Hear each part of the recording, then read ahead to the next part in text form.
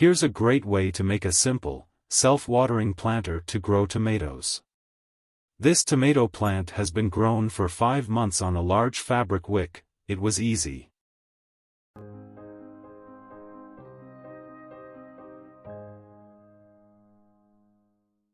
Start with a large container with no drainage holes, in this case a plastic wheelbarrow.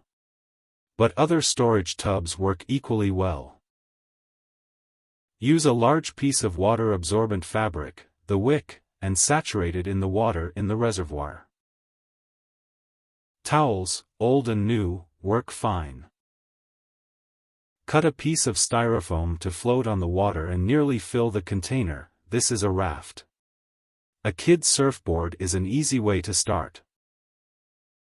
Now, drape the wick over the styrofoam raft so the fabric is smooth and in the water on at least one side. Water will wick continuously through the fabric. This is capillary action. You can add a piece of Weedex landscape fabric on the wick to reduce algae growth, if you wish. Add about 2 inches of potting soil as you transplant your young tomato plant. Be sure to have multiple, larger holes in the bottom of the container because the potting soil must have a direct connection to the wick. Place the plant and container on the wick and water it gently to establish the capillary connection, or wicking action, between the wicking fabric, the potting soil and the water in the reservoir.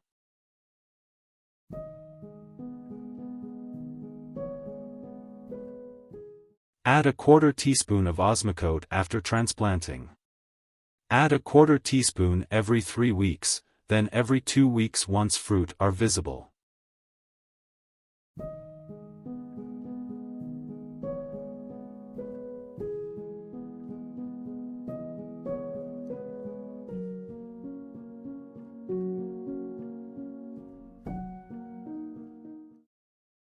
Thanks for watching and good luck with this type of self-watering planter.